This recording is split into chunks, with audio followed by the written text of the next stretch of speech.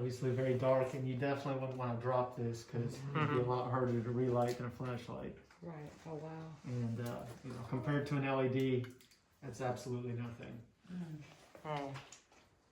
But this gives you an idea of what it was like on the Wild Cave tours. So instead of having all the side lighting, you just get a single point of light, and it gives you a much different perspective of the cave. Okay. I like that. That's cool. Not quite as cool as the rainbow lights, though. Okay. But as we continue on, we're actually going to be passing the Wild Cave entrances. So there's going to be 3 of them that lead deeper into the cave system. And I'm going to stop at the last one and talk a little bit more about our Wild Cave tours. You can go ahead and take a peek through these. They're designated with the red light. Okay. And you want your head up here, get pretty low. Oh, is that cool, boo? I don't want to duck. Mm-hmm. You ain't got a duck. I got a duck. What's the duck? It's a baby. I would have the duck. Another cave salamander right here. He's trying to get away from us. The light. Yeah, they don't like the light very much. Okay. So, if you watch your step going down these stairs, they're very wet. But take a moment to look above you. There's a very nice view up there. Hold on. Get it. Grab the rear. Grab the rear. Grab the rear, boo. Did you find me? Grab the rear. She's a little harder. You're okay. Hey, grab the rear. Okay, hold on. Hey, buddy. Go ahead, buddy. Wow. This is cool.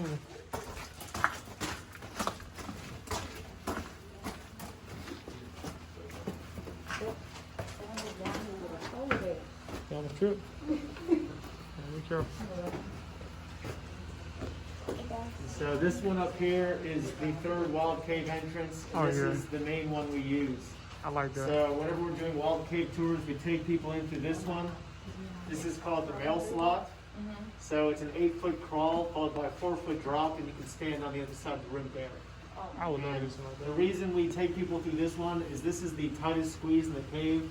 So if you can make it through this, you can make it through the rest of the cave system. And it's a good test for claustrophobia. So we do sometimes get people who come in here, don't know what they're signing up for, and they get freaked out when they see this. Generally, we just remind them there's no refunds at that point. And that does get them through the opening.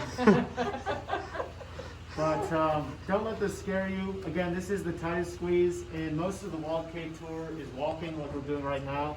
It's about 80% walking, and then maybe 20% going through obstacles like this. How long is that squeeze you said? How long is it? It's only about 8 feet. Okay. So what you're looking at on the other side, you can stand over there. Okay. Oh wow. And we offer a bunch of different cave tours. Generally, it's 2 to 5 hours. So obviously the longer one's a little more difficult, but the 2-hour one is pretty easy. So most people are able to do that. And so what we're standing in right now is called the Hall of Dreams because we used to do overnight stays here. People used to be able to bring their sleeping bags and sleep along the sides. And we're also at the deepest point today. We're 180 feet below the surface.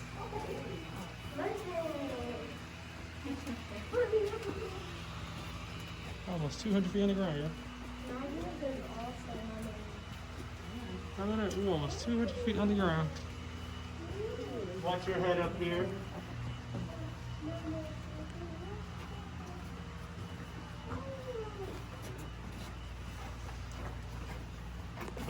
I see this on the left. You see that? So cool, huh? Wow.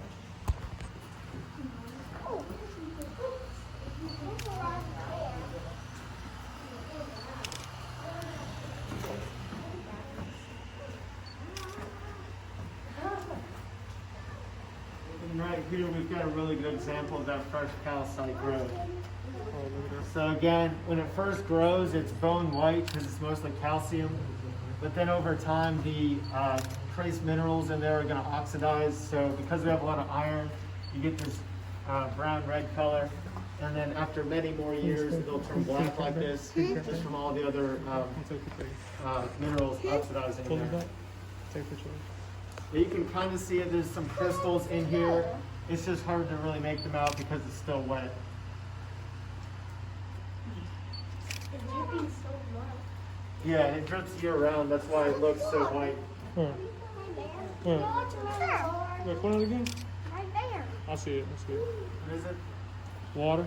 Oh, you're just looking at where it's dripping down? Yeah, and, we're entering our wet season, so generally during the summer we get a lot less water down here because all the vegetation on the surface consumes the water. But now that all the trees are going dormant, we're getting a lot more water dripping down here. And in the next couple of weeks, it's going to be almost constantly raining down here. Came at the right time. Yeah, it's not going to get wet right now. And then one thing I like to point out to people, you may have noticed a lot of these formations have been damaged, especially these right here. Basically, all of them have been broken.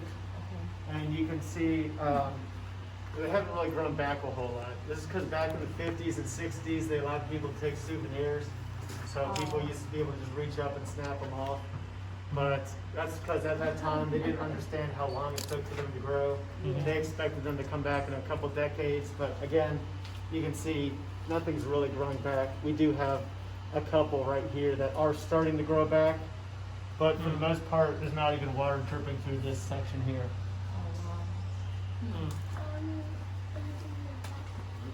And then on the other side of the wall, if you look at the ceiling here, we have a bunch of fossils.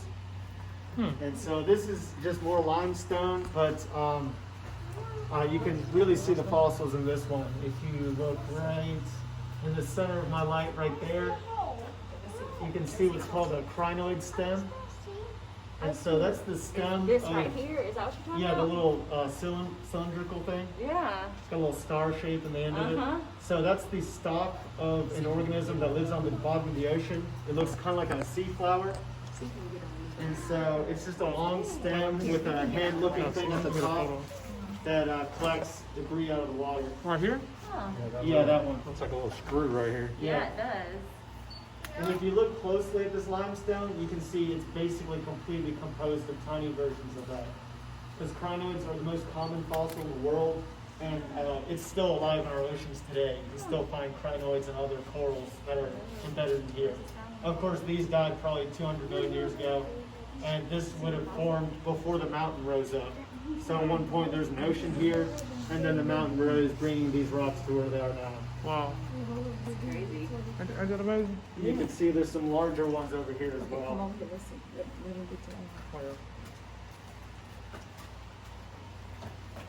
This is amazing. And then up above us, this white stuff is actually chalk. So that's the same thing you'd write on a blackboard with. Oh, wow. Is it natural chalk? Yeah, this is natural chalk. So, you know, when they make the sticks, they're going to grind it up a little more, so it's more of a finer powder. You can see more of those fossils embedded in it. Yes, I see. I can't see it. I think, is that one? Yeah. Right here.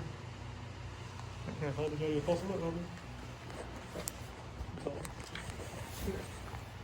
Cylinder right there. See it? The big one. Yeah, cool, huh? This is one time underwater, baby. What I? Did you get me on the shot? Yeah, I'm in the I got ground. photos of you. Yeah. Okay, hey. I'm in the ground.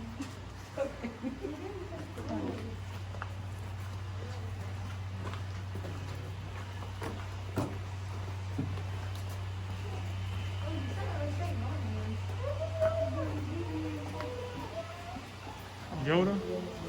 So this here is our tree trunk formation. You can see it looks a little bit like a tree. Okay. And then underneath here, we have what we call the raccoon's den, also known as Yoda's hut. That's why we have baby Yoda over here. Okay. But this is a natural formation again. But looking in here, using a little bit of imagination, you can see it looks like he's got a pretty cool setup in here. Looks like he's got a table, some glasses, and a No, I bowl, can't. a little jug of sweet tea in the back there.